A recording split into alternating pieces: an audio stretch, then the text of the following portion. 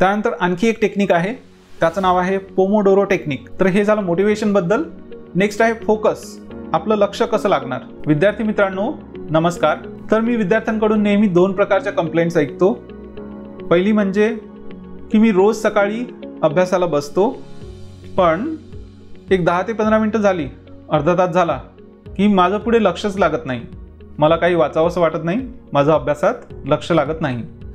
आणि दुसरी गोष्ट म्हणजे की मी रोज 12 तास 13 तास अगदी 15-15 तास अभ्यास करतो, पण त्यातलं मला काहीसुद्धा आठवत नाही. तर आजच्या व्हिडिओमध्ये या 2 गोष्टींवर आपण चर्चा करणार आहोत की जास्तीत जास्त वेळेपर्यंत अभ्यास कसा करायचा आणि केलेला अभ्यास जास्तीत जास्त लक्षात कसा ठेवायचा. चला तर मग सुरुवात करूया. आता जर तुम्हाला अभ्यास करावासा वाटत नसेल तर त्याची 2 कारणं असू शकतात. पहिलं म्हणजे मोटिवेशन आणि दुसरं म्हणजे फोकस. तर एक तर तुमच्याकडे मोटिवेशन नाही आहे, प्रेरणा नाही आहे, आणि दुसरं म्हणजे तुमचं बिलकुलच लक्ष लागत नाही, अभ्यास करायला बसता पण फोकस नाही आहे. ठीक आहे. तर आता मोटिवेशनचं काय करायचं. एका सायंटिफिक रिसर्चनुसार मोटिवेशन कशामुळे येतं, तर आपल्या डोक्यामध्ये काही केमिकल्स रिलीज होतात, त्यापैकी डोपामिन नावाचं एक केमिकल असतं. ठीक आहे. आणि डोपामिन हे केमिकल रिस्पॉन्सिबल असतं मोटिवेशनसाठी. तर आता डोक्यामध्ये केमिकल्स रिलीज होणे ही नॅचरल प्रोसेस आहे. यात तुम्ही काय करू शकता का. करू शकता. तर एका सायंटिफिक रिसर्चनुसार हे डोपामिन जे आपल्या डोक्यामध्ये रिलीज होतं त्याचं प्रमाण तुम्ही उठल्यानंतर अर्ध्या तासाने आणि 3 तासाने आणि 11 तासांनी सगळ्यात जास्त असतं.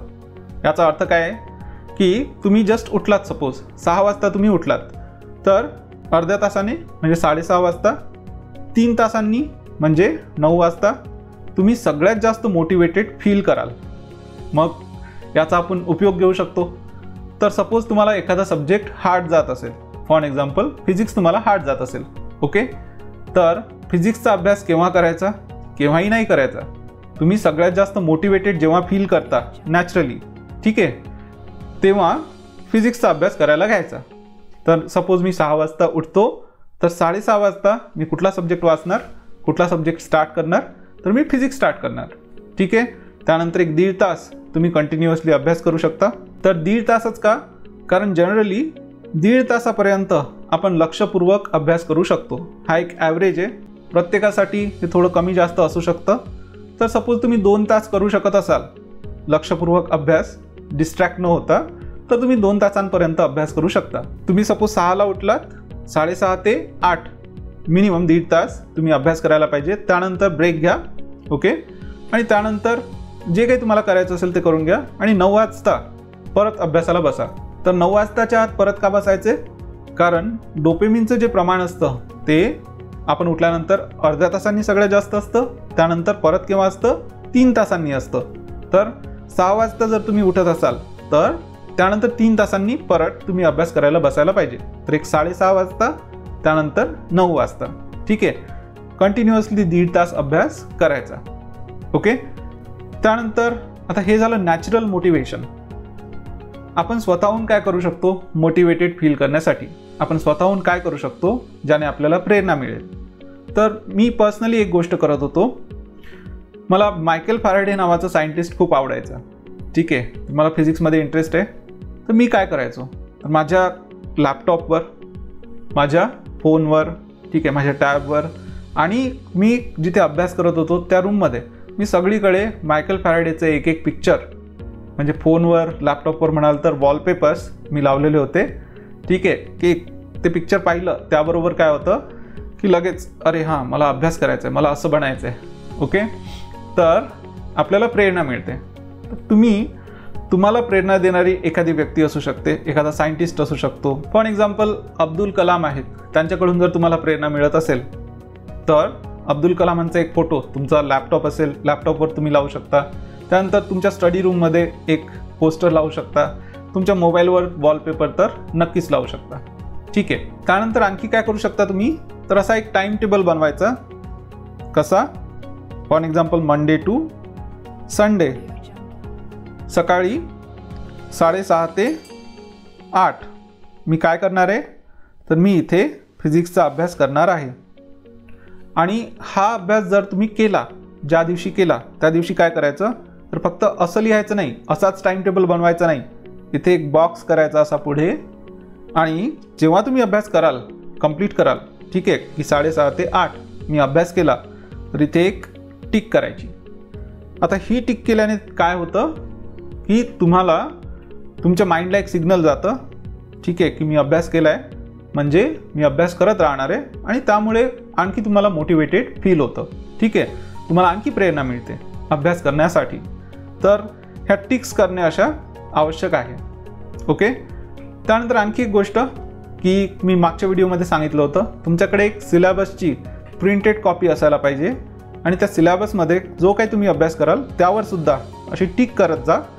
ती टिक केल्यानंतर सुद्धा तुम्हाला काय मिळतं, तर प्रेरणा मिळते, मोटिवेशन मिळतं. ओके. तर मोटिवेशन वाढवण्यासाठी ह्या सगळ्या गोष्टी तुम्ही करू शकता. तर हे झालं मोटिवेशनबद्दल. नेक्स्ट आहे फोकस. आपलं लक्ष कसं लागणार, आपण जो काही अभ्यास करतोय आपलं लक्ष पूर्ण त्याकडेच असायला पाहिजे, आणि आजूबाजूला ज्या काही गोष्टी सुरू आहेत त्याकडे आपलं दुर्लक्ष असायला पाहिजे, म्हणजे तिकडे लक्ष लागायला नको. तर हे आपण कसं करणार, तर हे बोलणं सोपं आहे बरोबर, पण करणं कठीण आहे. म्हणजे फॉर एन एक्झाम्पल, तुम्ही अभ्यास करायला बसलात, पण तुमच्या घरातल्या कोणीतरी टी व्ही लावला, ओके, आणि टी व्हीवर क्रिकेटची मॅच सुरू आहे, तर काय होतं, आपलं माइंड डायव्हर्ट होतं तिकडे, राईट. मुलांचं तर होतच होतं जनरली.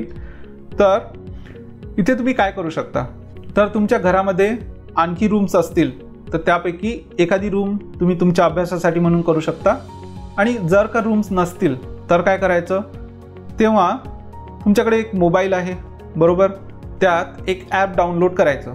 कुठलं ॲप, तर ॲपचं नाव आहे व्हाईट नॉईज, ओके, किंवा स्टडी नॉईज सुद्धा त्याला म्हणतात. असं सर्च करायचं प्ले स्टोअरवर, तुम्हाला ते ॲप मिळेल, ते डाउनलोड करायचं.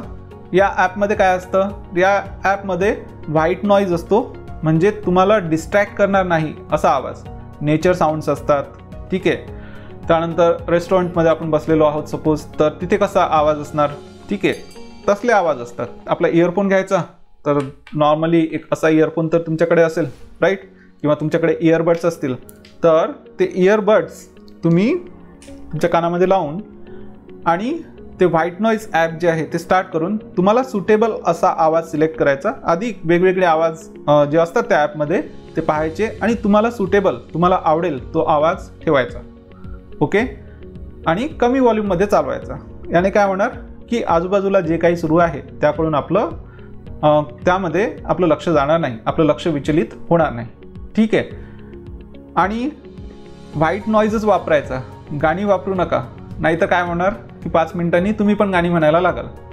आता त्यानंतर जर तुमच्या सराउंडिंगमध्ये खूप जास्त आवाज असेल, खूप नॉईज असेल, तर काय करायचं, तर इथे पहिली मेथड जी आहे म्हणजे व्हाईट नॉईज, ते कामात पडणार नाही, कामात येणार नाही. तर काय करायचं, तर एक स्पेसिफिक इयरबड्स येतात, ठीक आहे, 3M कंपनीचे इयरबड्स येतात. हे मी स्वतः वापरलेले आहेत. MSCला मी जेव्हा होतो तेव्हा माझी रूम अगदी रोडला लागून होती, पण ती मी चेंज करू शकत नव्हतो, काही कारण होतं. तर मी काय करायचो, हे 3M कंपनीचे जे इयरबड्स आहेत, ठीक आहे, सिलिकॉन इयरबड्स, ते अगदी कानात आतमध्ये जातात आणि आजूबाजूचा जो साऊंड आहे ते ब्लॉक करतात, मोस्ट ऑफ दी साऊंड ते ब्लॉक करतात, ठीक आहे. तर हे अगदी स्वस्त ऑप्शन आहे. त्यानंतर आवाज जास्त होता त्यामुळे मी हे इयर मप्स म्हणून आहेत, हे सुद्धा 3M कंपनीचेच आहेत. तर हे इयर मप्स मी वापरायचो, हे असे लावायचो, ठीक आहे. तर हे इयर मप्स लावल्यानंतर काय होतं, जर 90% आवाज जो आहे आजूबाजूचा तो ब्लॉक होतो. तुम्ही वापरून पाहू शकता. तर हे थोडे कॉस्टली आहेत, इयरबड्स स्वस्त आहेत, ओके. त्यानंतर आणखी एक ऑप्शन म्हणजे जर तुमच्याकडे ॲक्टिव्ह नॉईज कॅन्सलेशन असलेले इयरबड्स असतील, ब्लूटूथ इयरबड्स असतील, तर ते वापरू शकता तुम्ही. ते जर असतील तर या दोन्हीपैकी काही परचेस करायची आवश्यकता नाही. मग परत काय करायचं, इयरबड्स लावायचे, ॲक्टिव्ह नॉईज कॅन्सलेशन ऑन करायचं, ठीक आहे, आणि व्हाईट नॉईज ॲप सुरू करायचं आणि व्हाईट नॉईज चालवायचा, ठीक आहे. तर अशा प्रकारे तुम्ही डिस्ट्रॅक्ट होणार नाही. त्यानंतर दुसरी गोष्ट म्हणजे, आता काय असतं, जनरली आपण सगळ्यात जास्त डिस्ट्रॅक्ट कशामुळे होतो, सगळ्यात जास्त डिस्ट्रॅक्ट आपण होतो आपल्या फोनमुळे, ठीक आहे, हे फॅक्ट आहे. तर आता खूप कमी दिवस राहिलेले आहेत, परीक्षेसाठी, तर काय करायचं, तुमचं व्हॉट्सॲप जे आहे, फेसबुक आहे, इंस्टाग्राम आहे, या सगळ्यांच्या नोटिफिकेशन्स बंद करायच्या. आणि मी तर म्हणणार, जेव्हा सकाळी 6:30ला तुम्ही अभ्यासाला बसता तेव्हा काय करायचं, जर तुम्ही फोनच एअरप्लेन मोडमध्ये ठेवलात, ठीक आहे, फोनच जर बंद करून ठेवलात तर ते सगळ्यात बेस्ट होईल. तर या सोशल मीडिया ॲप्समुळे काय होतं की तुम्ही अभ्यास करायला बसता आणि 1-2 मिनटं झाले की तुमच्या मित्राचा, मैत्रिणीचा वगैरे एखादा मेसेज येतो किंवा कोणीतरी इंस्टाग्रामवर पोस्ट करतं आणि तुम्हाला नोटिफिकेशन मिळते. तर काहीही गरज नाही आहे की तुम्ही उठून तुमचा मोबाईल पाहण्याची, पण आपली इच्छा जागृत होते, ठीक आहे, आपल्याला लगेच पाहायचं असतं, राईट. तर आपण फोन उचलतो आणि आपला सगळा वेळ त्यामध्ये जातो. फोन आपण 1 सेकंदासाठी उचलतो, पण त्यानंतर मेसेज जर आला असेल तर आपण रिप्लाय करतो, त्यानंतर मित्र किंवा मैत्रीण परत मेसेजेस करायला लागतात आणि चॅटची एक स्ट्रिंग तयार होते, ठीक आहे, जी तुटत नाही. अर्धा 1 तास निघून जातो. किंवा इन्स्टावर आपण गेलो, फेसबुकवर गेलो तर एक फोटो आपण पाहिला, त्यानंतर आणखी काही आपण पाहत राहतो. यूट्यूबवर वगैरे गेलो तर हा व्हिडिओ सोबत तुम्ही पाहताय, त्यानंतर तुम्ही आणखी काही व्हिडिओज पाहायला लागता. तर असं होत राहतं आणि हे थांबत नाही. तुम्ही जर पाहिलं तर हे एक ॲप आहे तुमच्या फोनमध्ये सेटिंग्समध्ये, okay, digital wellbeing and parental control म्हणून. तर तुम्ही तुमचा स्क्रीन टाईम मोबाईलचा चेक करून पहा. तर जनरली मी ऑब्झर्व केलं आहे तर मुलांचा जनरली स्क्रीन टाईम काय आहे, कमीत कमी 5 तास आहे.